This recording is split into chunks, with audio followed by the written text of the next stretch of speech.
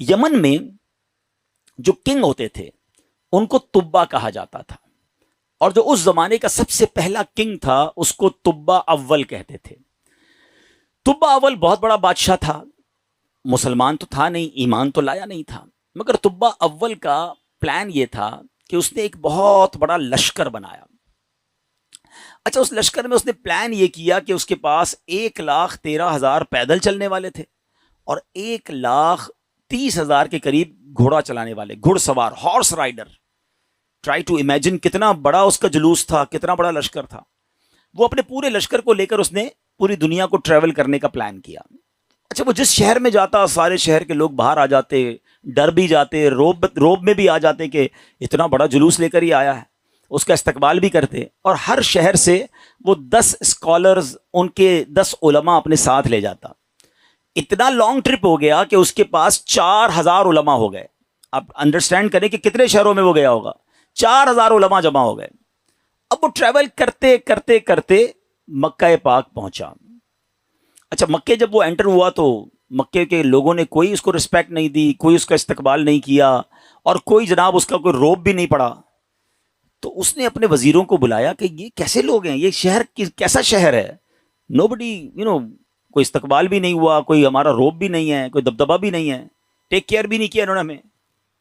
تو اس کے وزیروں نے بتایا کہ بات یہ ہے کہ یہ مکے والے جو ہے نا، ان کے پاس ایک بہت کمال کی عمارت ہے جس کو یہ کعبہ کہتے ہیں، اور یہ کعبے کا طواف کرتے ہیں۔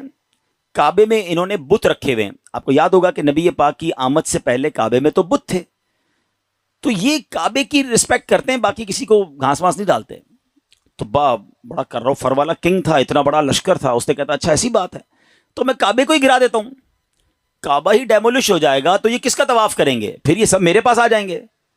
تو اس نے ابھی پلاننگ کی، صرف سوچا، رات اس کے سر میں سیویئر پین شروع ہو گیا، خطرناک قسم کا درد سر۔ اس کی آنکھوں سے، اس کے کان سے اور اس کے ناک سے پانی نکلنے لگا، اور وہ اتنا بدبودار پانی تھا کہ کوئی قریب بھی نہ بیٹھ سکے، اتنا پریشان۔ اچھا، لشکر میں ڈاکٹر بھی تھے، ڈاکٹر بلائے گئے، طبیب آئے، بڑے بڑے علاج کیے، کوئی فرق نہ پڑے، 2-3 دن نکل گئے، تکلیف ختم ہی نہ ہو۔ تو ایک جو ڈاکٹر تھا، جو سب سے بڑا ڈاکٹر تھا، اس نے کہا دیکھیں یہ معاملہ جو ہے نا، مجھے آپ کی بیماری کا نہیں لگ رہا، یہ کوئی آسمانی معاملہ ہے، آپ کسی عالم سے پوچھیے۔ تو انہوں نے اپنے لشکر میں جو سب سے بڑے عالم تھے ان کو بلایا کہ آپ چیک کریں معاملہ کیا ہے۔ تو انہوں نے کہا یہ بتاؤ کہ تم نے کوئی غلط خیال تو نہیں کیا اس شہر کے بارے میں، یہاں کے رہنے والوں کے بارے میں؟ اس نے کہا ہاں، میں نے تو پلان کیا تھا کہ کعبہ گرا دوں گا، یہاں کے مردوں کو قتل کر دوں گا، عورتوں اور بچوں کو قیدی بنا لوں گا۔ تو ان عالم دین نے کہا کہ نہیں، تم نے غلط کیا، تمہیں نہیں پتا کہ یہ کعبہ کیا ہے، اس کا مالک وہ خالق ہے، وہ مالک ہے کہ اگر اس کے بارے میں، کعبے کے بارے میں نیگیٹو سوچو گے تو برباد ہو جاؤ گے، فوراً توبہ کر لو ورنہ تم خود ہی برباد ہو جاؤ گے۔ کہا اچھا ایسی بات ہے۔ تبا نے توبہ کر لی، جیسے ہی توبہ کی تو اس کا سارا درد ختم ہو گیا، وہ فریش ہو گیا، اس کی طبیعت ٹھیک ہو گئی۔ تو اب اس نے دین ابراہیمی اختیار کر لیا، اللہ پر ایمان لایا، اور اس زمانے میں حضرت ابراہیم کا دین چل رہا تھا، ابھی نبی پاک تو آئے نہیں تھے، اس نے دین ابراہیمی ایکسیپٹ کیا اور اس نے اللہ پر ایمان لے آیا۔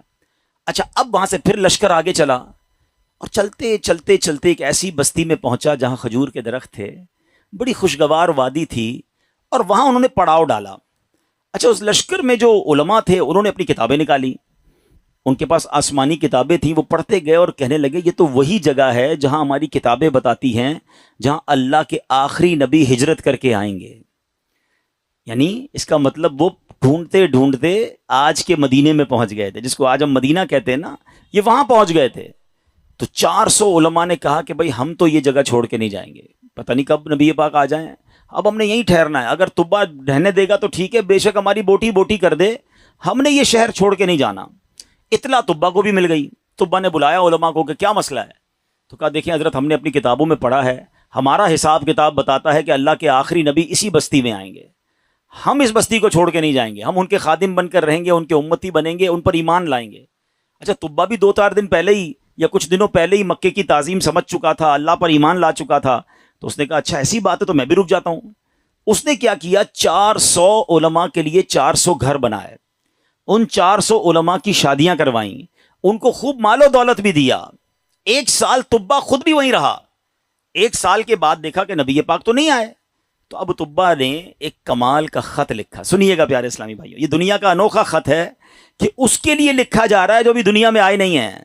اور کس عشق والی زبان میں طبا بادشاہ نے وہ خط لکھا.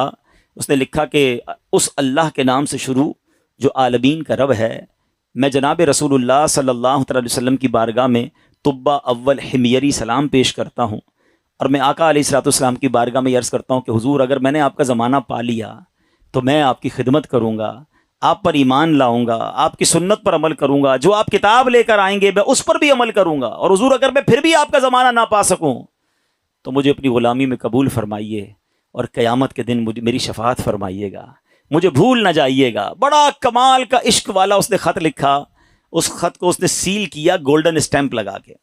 اچھا, ایک اور مکان بنایا اس نے, اور جو اس وقت کے سب سے بڑے عالم تھے ان کو وہ لیٹر بھی دیا, اور کہا جب آپ نبی پاک سے اگر آپ کی ملاقات ہو جائے نا تو میرا خط انہیں دیجیے گا, یہ مکان بھی انہیں گفٹ کر دیجیے گا, اور اگر نہ ہو تو آپ اپنے بچے کو کہیے گا, آپ کا انتقال ہونے لگے تو اس کو یہ لیٹر دیجیے گا, اس کو کہیے گا وہ اپنی اولاد کو دے, تاکہ کسی طرح یہ خط جناب آخری نبی صلی اللہ تعالی علیہ وسلم تک پہنچ جائے. یہ کیسا عشق ہے. اب ذرا سنیے گا. طبا اول حمیری کا بعد میں وہ مدینے سے آگے گیا اور جا کے اس کا انتقال ہو گیا. آفٹر 1000 years, 1000 سال بعد 12 ربیع الاول والے دن مکہ مکرمہ میں نبی پاک کی ولادت ہوتی ہے, آقا کی تشریف آوری ہوتی ہے.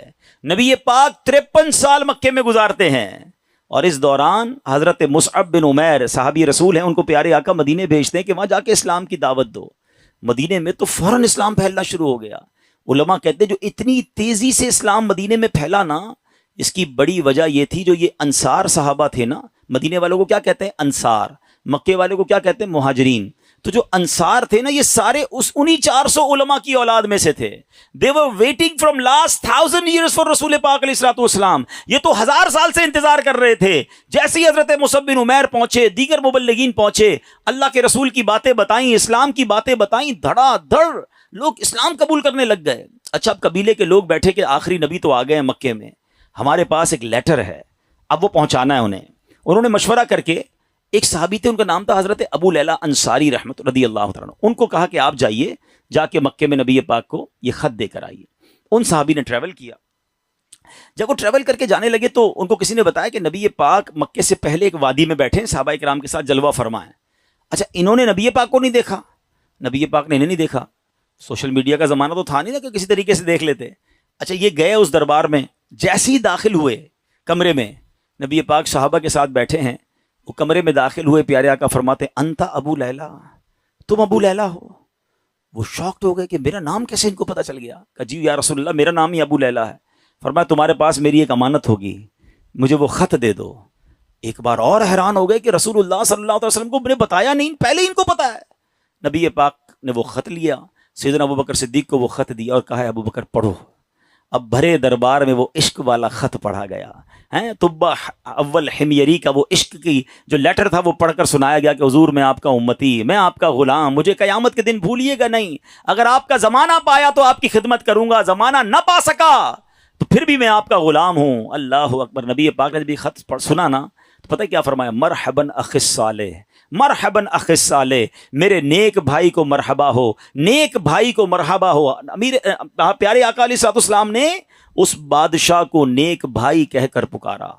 اچھا, اب ابو لیلہ انصاری تو حیران پریشان, نبی پاک پر کلمہ پڑھا, مسلمان ہوئے کہ ان کو مجھ سے پہلے پتا ہے کہ یہ میرے دل میں کیا ہے اور میں کیا لے کر آیا ہوں. واپس گئے, اپنے شہر والوں کو بتایا کہ بھائی میں تو ان سے مل کر آیا ہوں جو تو غیب کی خبریں دیتے ہیں. اچھا, بہرحال اب نبی پاک نے مکے سے مدینے سفر اختیار کیا. اچھا, مدینے والوں کو انتظار تو بڑا تھا کہ پیارے آقا مدینے آئیں گے. اچھا, نارملی 7 days کا ٹریول ہوتا تھا. اگر مکے سے کوئی اونٹوں پر یا گھوڑوں پر نکلتا تھا نا, it's take almost 7 days to travel. اب آج کل تو ہم 4 گھنٹے میں پہنچ جاتے ہیں, بڑے اچھے روڈ بن گئے ہیں. اب نبی پاک جب روانہ ہوئے تو وہ نیوز مل گئی مدینے والوں کو, لیکن آپ کو پتا ہے کہ وہ ہجرت کا سفر ایب نارمل سفر تھا, نارمل سفر نہیں تھا. بڑے پرابلمز تھے, بڑے ہرڈلز تھے. 3 دن 3 راتیں تو نبی پاک کو غار ثور میں رہنا پڑا. راستے میں مکے کے لوگ انٹرسیپٹ کرنے پہنچے ہوئے تھے.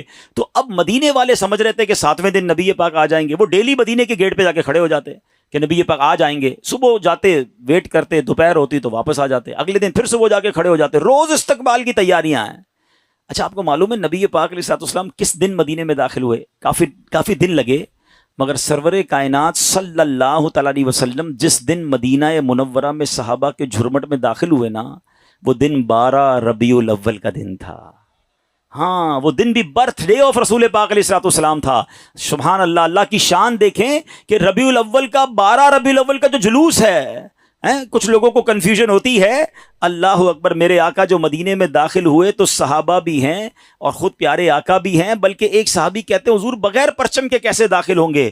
آپ جا رہے ہیں تو شان و شوکت کے ساتھ داخل ہونا ہے۔ اپنا امامہ اتارا، تلوار پہ لگایا، اسے پرچم بنایا، اور جب مدینے میں داخل ہوئے تو ہر طرف سے صدائیں ہیں مرحبا یا رسول اللہ۔ بچیاں تیار ہو کر آئی ہیں، بچے تیار ہو کر آئے ہیں۔ عرب کے لوگوں کا دستور تھا جب کوئی بڑا ایونٹ ہوتا تھا وہ اپنا مخصوص لباس پہنتے تھے، اپنی تلواریں لگاتے تھے، بلکہ اب بھی اگر آپ دیکھیں ان کے تہواروں میں ان کے لباس الگ ہوتے ہیں، وہ سب اپنے اس لیول کے لباس پہن کر کھڑے تھے، کیونکہ آج ان کے لیے عید کا دن تھا۔ اور سبحان اللہ، اس وقت بنو نجار کی بچیوں نے سرور کائنات صلی اللہ تعالی علیہ وسلم کا جو استقبال کیا، جس نغمے کو گنگنا کر، جس نعت کو پڑھ کر انہوں نے استقبال کیا، آج بھی مکے مدینے چلے جائیں، کیسٹ کی دکانوں پر جائیں، بلکہ دنیا کے کسی کونے میں جائیں، یہ نعت عربی ہوں، عجمی ہوں، افریقن ہوں یا امریکن ہوں، سرکار کی یہ نعت دنیا بھر میں پڑھی جاتی ہے۔ اور وہ ان بچیوں نے یہ نعت پڑھی تھی جو آج سیرت کی کتابوں میں بھی لکھی ہیں۔ اور انہوں نے استقبال کیسے کیا تھا؟ وہ الفاظ کیا تھے؟ وہ الفاظ تھے طلع البدر علینا من ثنیات الوداع وجب شکر علینا ما دعا للہ لا۔ کیا کہتی ہیں ہم پر؟ چاند طلوع ہو گیا ہے، طلع البدر علینا، 14ویں رات کا چاند طلوع ہو گیا ہے۔ کہاں پر؟ سنیت الوداع کی گھاٹی میں، جس جگہ یہ استقبال ہوا نا اس علاقے کو سنیت الوداع کہتے ہیں۔ اور وجب الشکر علینا، ہم پر واجب ہو گیا ہے اللہ کا شکر ادا کرنا۔ ما دعا للہ دعا، جب تک لوگ اللہ کے لیے دعوت دیتے رہیں گے، یعنی قیامت تک ہم پر اب یہ شکر اللہ کا واجب ہو گیا کہ نبی پاک ہمارے مدینے آ گئے ہیں۔ آپ کو پتا ہے مدینے کے رنگ کیسے بدلا، مدینے کی تقدیر کیسے بدلی؟ مدینہ پہلے یثرب کہلاتا تھا، وہاں کی آب و ہوا میں بیماریاں تھیں، جو جاتا بیمار ہو جاتا تھا۔ اللہ اکبر، مصطفیٰ کریم کے قدم تو کیا لگے، مدینے کے غبار میں بھی شفا ہو گیا ہے۔ اب تو بیمار کو کہتے ہیں ٹھیک ہونا ہے تو مدینے ہو آؤ، ہیں جب سے قدم لگے ہیں رسالت مآب کے، جب سے قدم لگے ہیں رسالت مآب کے، جنت بنا ہوا ہے مدینہ حضور کا۔ کیا قدم لگے میرے آقا کے، بھاگ ہی جاگ گئے مدینے والوں کے۔ اچھا اب پیارے آقا جب مدینہ شریف میں انٹر ہوئے نا، everybody want to welcome and everybody want to host him، ہر بندہ چاہ رہا تھا کہ نبی پاک ہمارے گھر آ جائیں، کیونکہ اشتیاق بہت تھا، تڑپ بہت تھی۔ تو نبی پاک نے فرمایا کہ میری جو اونٹنی ہے نا یہ اللہ کے حکم سے بندھی ہوئی ہے، یہ جدھر جا کے رکے گی ادھر جا کر ہی میں نے رہنا ہے۔ اچھا اب ذرا تصور کیجئے، امیجن کیجئے کہ وہ اونٹنی مدینے کی گلیوں میں گھوم رہی ہوگی اور ہر صحابی یہ امیجن کر رہا ہو کاش میرے دروازے پر رک جائے، کاش میرے دروازے پر رک جائے، مگر بھاگ کس کے جاگے؟ سیدنا ابو ایوب انصاری رضی اللہ تعالیٰ عنہ، کہ وہ اونٹنی جو ہے ان کے دروازے پر جا کے رکی۔ اچھا اب ایک اور امیزنگ بات شاید بہت ساروں کو پہلی بار پتہ چلے گی، حضرت ابو ایوب انصاری رضی اللہ تعالیٰ عنہ کا ایک لقب ہے، ہم سب کہتے ہیں میزبان رسول، ٹھیک ہے نا، لیکن شاید لوگوں کو نہیں پتا کہ حضرت ابو ایوب انصاری اسی عالم دین کی اولاد سے ہیں کہ جن کو طبہ اول نے لیٹر دیا تھا، جو سب سے بڑے عالم تھے نا، یہ انہی کی اولاد میں سے ہیں۔ اور حضرت ابو ایوب انصاری اسی گھر میں رہتے تھے جو گھر طبہ نے نبی پاک کے لیے گفٹ کے طور پر بنایا تھا۔ گویا مطلب یہ بنا کہ یہ گھر نبی پاک کا ہی تھا، حضرت ابو ایوب انصاری اس کو ٹیک کیئر کر رہے تھے۔ آقا کسی کے مہمان نہ بنے، بلکہ سچی بات یہ ہے کہ میزبان نبی پاک تھے، مہمان ابو ایوب انصاری تھے۔ اور یہ کیسے ہو سکتا ہے کہ نبی پاک جن کے صدقے یہ کائنات بنی ہے؟ امام عشق و محبت اعلیٰ حضرت بڑا کمال کا شعر لکھتے ہیں، آپ فرماتے حضور یہ کائنات جب آپ کے لیے بنی ہے، آپ کی وجہ سے بنی ہے، تو پھر سارا زمانہ تو اس میں مہمان ہوا نا، اصل میزبان تو آپ ہیں۔ آپ کہتے ہیں آسمان خان زمین خان زمانہ مہمان، آسمان خان زمین خان زمانہ مہمان، صاحب خان نالا کب کس کا ہے تیرا تیرا صاحب خواہ، نالا کب کس کا ہے تیرا